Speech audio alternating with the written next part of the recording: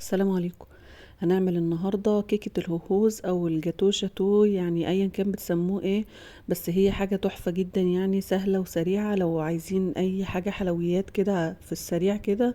حاجة جميلة جدا، يعني عبارة عن كيكة شوكولاتة وعليها طبقة من الكريمة او موس الشوكولاتة وفوقيها شوكولاتة سايحة. كله كده منه فيه، وهنعملها كلها في الخلاط. سهلة وسريعة جدا، هتحبوها. يلا كده نشوف الطريقة على طول. بنفس الكوباية هنعاير كوباية من السكر وكوباية من الزيت، يكون نوع زيت كويس علشان ما يعملش ريحة، وكوباية من اللبن. تمام، نعاير كله كده بنفس الكوباية، يعني ما نحطش كوباية كبيرة وكوباية صغيرة.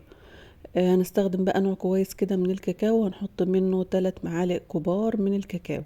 هنضرب ده كله كده في الخلاط لغاية لما القوام يتقل معانا ويبقى بالشكل اللي انتوا شايفينه ده. تمام، هنشيل بقى من الخليط ده كوباية كده نركنها على جنب، ويا ريت لو نحطها في التلاجة يكون احسن طبعا. تمام، بيضتين بقى كده بحرارة الغرفة هنضيفه على بقية الخلاط اللي هو بقية الخليط اللي في الخلاط ده، وهنضربه كويس في الخلاط. وعليه كده ربع معلقة صغيرة من الفانيليا. تمام، هنوصل بقى للقوام اللي هو ايه، يعني هتخف بقى معانا شوية، مش هتبقى تقيلة يعني. طيب هنعاير بقى كمان كوباية من الدقيق بنفس برضو الكوباية اللي احنا عايرنا بيها بقية المقادير الأولانية دي، وعليهم كيس كده من البيكنج باودر، ونقلبهم مع بعض ونصب عليه الخليط السائل زي ما انتوا شايفين كده.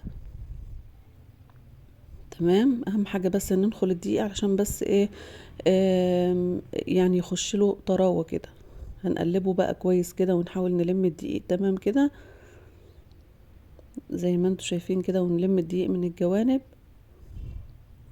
ونضرب كويس كده علشان ما يبقاش فيه اي تكتلات خالص. ونضرب كمان في اتجاه واحد، ودي حاجة اساسية من عوامل نجاح الكيك، يعني اي كيك لازم يكون الضرب كله في اتجاه واحد. تمام، خلاص وصلنا للقوام اللي احنا عايزينه. هنجيب بقى صينية ونديها دهنة كده من الزيت.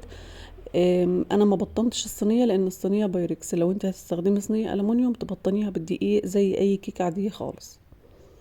تمام، هنصب بقى فيها الخليط زي ما انتوا شايفين كده. في الوقت ده طبعا بكون بسخن الفرن على درجة حرارة متوسطة، وهنساوي الكيكة كده في الصينية، وهندخلها الفرن في الشبكة، في الرف اللي في النص، على الشبكة كده في الرف اللي في النص على درجة حرارة متوسطة. تمام،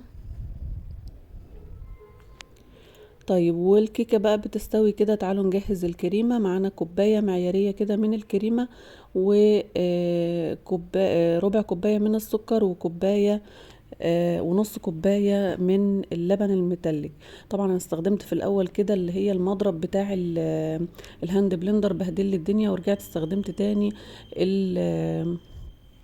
المضرب اللي هو بتاع الكهرباء بتاع البيض عادي خالص.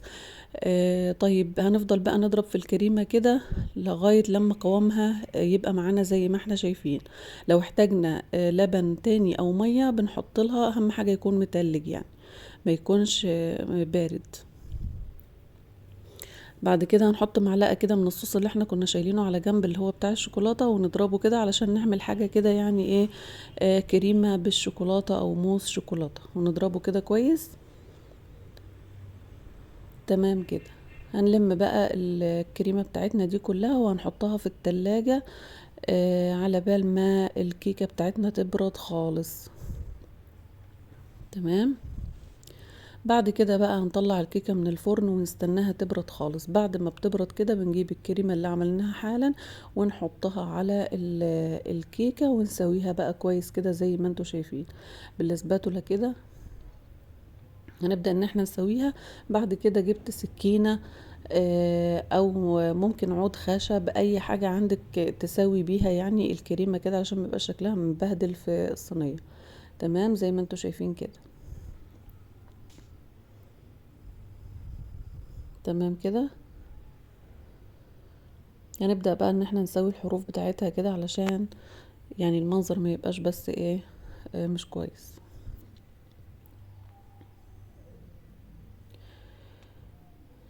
تمام كده. هنبدأ بقى نجيب الشوكولاتة اللي احنا كنا راكنينها على جنب، هنخفها بقى شوية لانها طبعا تقيلة جدا. هنحط عليها معلقتين كده من اللبن ونقلبهم فيها كويس، ونبدأ ان احنا نصبها على على الكريمة. طبعا تكون الكريمة اهم حاجة، يكون الكيك بارد علشان الكريمة اللي فوقيه ما تسحش، والشوكولاتة كمان تكون باردة ومطلعينها من التلاجة علشان لما تتحط على الكريمة ما تخرمش فيها كده، وكمان ما تسحش برضو. هنبدأ بقى ان احنا نسويها، يعني نحرك الصينية كده شوية، نسويها بالسباتولا. ايا كان يعني هنسويها ازاي، بس عشان ما نبهدلش الدنيا نسويها بالراحة كده. تمام. ممكن بقى ندخلها التلاجة شوية، يعني بتاع ربع ساعة كده ولا حاجة، تمسك نفسها شوية وبعد كده نقطعها. بس انا بصراحة قطعتها على طول وكانت كويسة خالص يعني ما شاء الله. قطعيها بقى بالشكل اللي انت تحبيه، هتطلع معاكي جميلة طبعا وزي الفل. شوفوا تحفة جدا بجد، يعني طعمها رهيب. جربوا كده تعملوها هتحبوها جدا، ويعني يمكن هتبطلوا كمان تشتروا جاتوه من بره.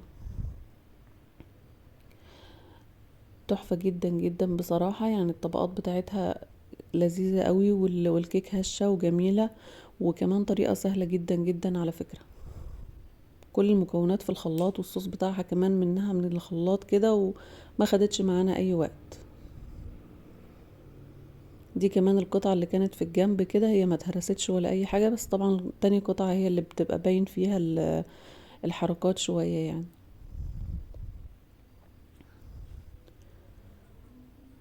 حلوة قوي وجميلة. اتمنى بجد ان انتوا تجربوها. على فكرة بقى، بقيت الكريمة اللي كانت طالعة منها وانا بسويها افتكرتها كده بصراحة بعد ما خلصت تصوير، فجبتها وقعدت اعمل شوية حركات كده وبتاع، بس طلعت تحفة يعني. وزعتها كده بكيس زي ما انتوا شايفين كده، وبأي مثلا عود كده من بتاع الشيش طاووق، وبدأت ان انا اعمل فيه الحركات دي، بس طلعت تحفة جدا بصراحة. فقلت برضو اصورها واوريها لكم يعني. يعني في افتكاسات كده ممكن الواحد يبقى يعملها، يعني مش لازم آه يعني نعمل الحاجة بحذافيرها بالظبط يعني. تحفة جدا بجد. لو الفيديو عجبكم ما تنسوش تعملوا لايك وتشتركوا في القناة، وجربوها وان شاء الله هتعجبكم. السلام عليكم.